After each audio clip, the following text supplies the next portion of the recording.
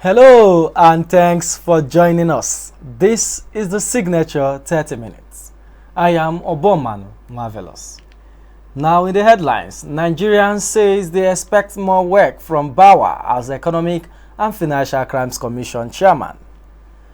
Nigeria Immigration Service to begin real-time monitoring of immigrants at Nigeria's borders.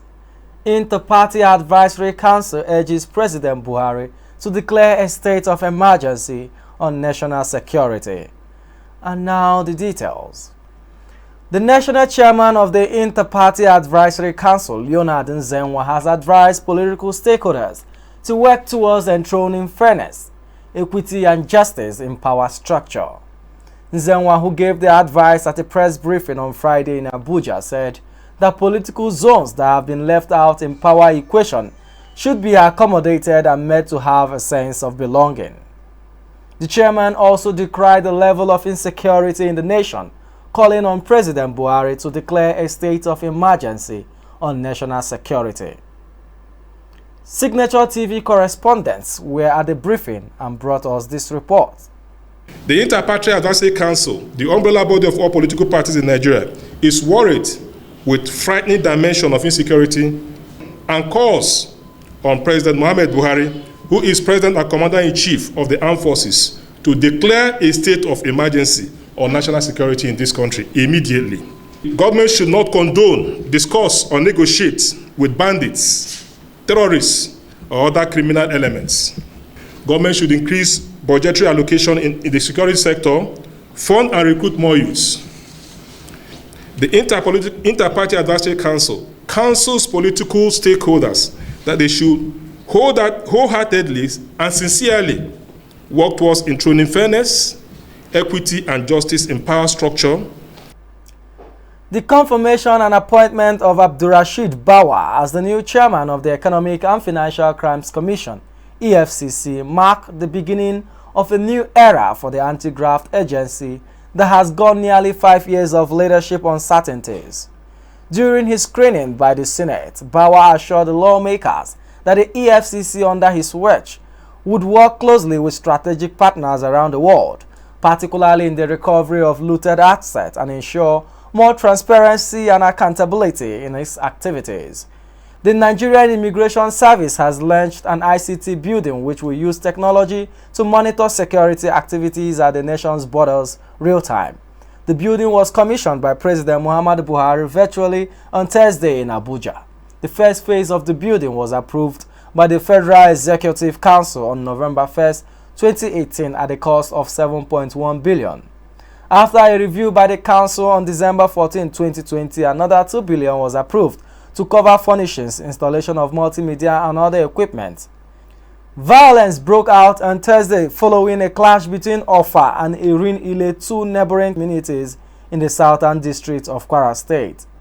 The crisis, which began on Wednesday, started between road transport workers of the two communities. Residents who spoke to newsmen said they heard sporadic gunshots on Thursday afternoon, but could not say if there were any casualty. Students of the Federal Polytechnic Ofa, located at the boundary between the two communities, were instructed to vacate the school premises. It was also gathered that the Office of the Federal Road Safety Corps, FRSC, located at the boundary area, was attacked in the clash.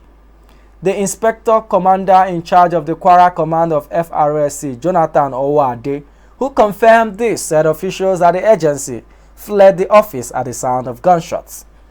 Meanwhile, the spokesperson of the police in the state, Ajayi Okansami, said officers had been deployed to restore normalcy to the areas. The two communities have a history of bloody fights over land for more than 20 years.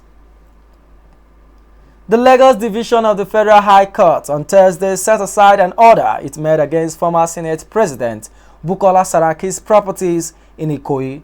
Mohammed Liman, the judge, held that the Economic and Financial Crimes Commission failed to show that the funds used to purchase the property were proceeds of corruption.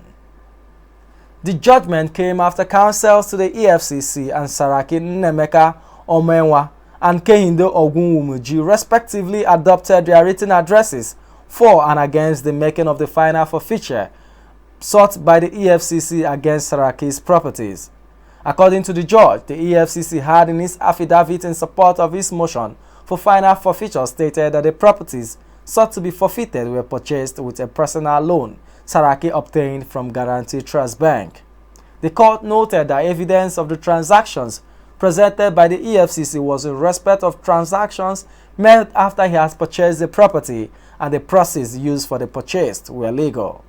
The court further added that the EFCC had failed to show that the monies used to purchase the properties were from the Kwara State Government House account. The Lagos State Government has formally sealed a joint venture agreement with CIG Motors Limited for the establishment of a vehicle assembly plant in the state.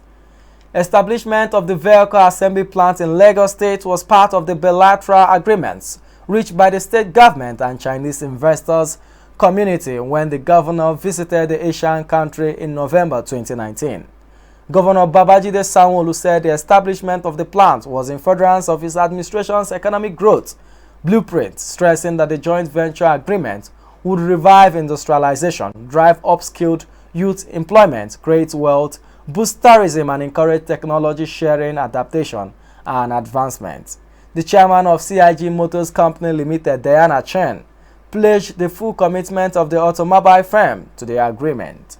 He disclosed that the automobile firm would sponsor 50 students for a 2-year engineering training in a vocational school in China to strengthen its partnership with the Lagos government. Nigeria on Thursday received its share of the second consignment of COVID-19 medical supplies procured by the West African Health Organization for the benefit of all ECOWAS member states. Speaking at the handover ceremony in Abuja, the Director General of WAHO, Stanley Okolo, said the donation was part of the organization's mandate to support ECOWAS countries in their national health response. He noted that the medical supplies worth over $18 million will be distributed to 15 West African countries, including Nigeria. Okolo, who said the supplies will support countries in the fight against the COVID-19 virus, added the provision is on the contribution the organizations make towards achieving the regional health agenda at West African Health Organization. Some of the distributed supplies include personal protective equipment, oxygen tube, extension PCR tubes, and oxygen concentrator flow splitter. Receiving the items on behalf of the Nigerian government, the Secretary to the Government of the Federation, Boss Mustafa, said authorities will ensure the supplies are well distributed. And now for the stock market report. Weak sentiments continue to pervade the domestic buzz as the Nigerian Stock Exchange All-Share Index dipped by 0.08% to settle at 39,331.61 index points. This was a drop from 39,364.67. Market capitalization shed 17.29 billion naira to settle at 20.57 trillion naira, a reduction from 20.59 trillion traded on Thursday. This was also a loss of 17.29 billion naira. On the sectoral front, 3 out of the 5 major market indices posted losses, while the other 2 indices closed positive. The market capitalization, the all-share index, and the total deals closed red. On the other hand, the volume and the value closed in the positive. Zenith Bank was the most traded stock by deals, recording 833. Other most traded stocks include United Capital PLC, Guaranty Trust Bank, and UBA. By turnover, Seplat Petroleum Development Company traded 10 billion worth of shares to top the turnover chart, followed by Zenith Bank, which traded 1.17 billion worth of shares. Market sentiment, as measured by market breadth, was negative as 20 stocks gained relative to 27 decliners. Morrison Industries PLC and WAPCO were the top gainers of the day with 10% and 9.9% price appreciation. However, Trans-Nationwide Express PLC and Triple G Co PLC recorded the largest declines with 10% depreciation each in share value. And now moving over to the foreign scene, the United States on Thursday unveiled new measures to punish Myanmar's army for its February 1st coup, blocking the Ministries of Defense and Home Affairs and top military conglomerates from certain types of trade.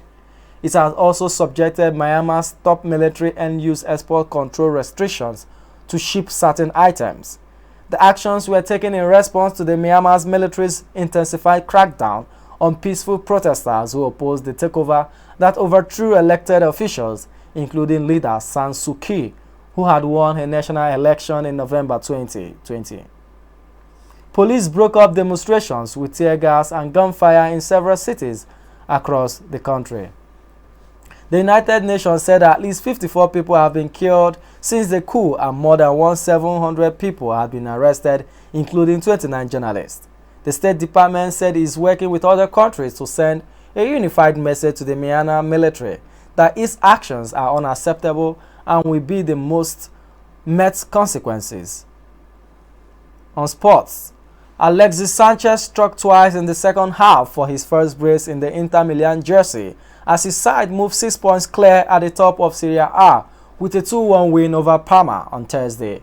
Romelu Lukaku had a role in both the goals by his former Manchester United teammate to give Antonio Conte's side a 6th consecutive league win. Inter pulled clear of second-placed Milan, who were held 1-1 against Udinese on Wednesday, with champions Juventus a further 4 points adrift with a game in hand.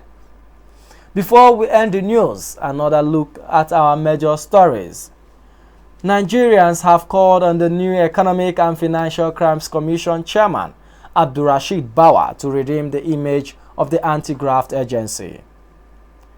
The Nigerian Immigration Service has launched an ICT building which will use technology to monitor security activities at the nation's borders real time. Inter-Party Advisory Council has urged President Buhari to declare a state of emergency on national security. Please do well to stay safe, maintain physical and social distance, and wear your nose masks while going about your daily activities. And that's the signature 30 minutes. On behalf of my producer, Anita Eze, I am Obomano Marvelous. Thanks for watching. Wishing you a nice weekend.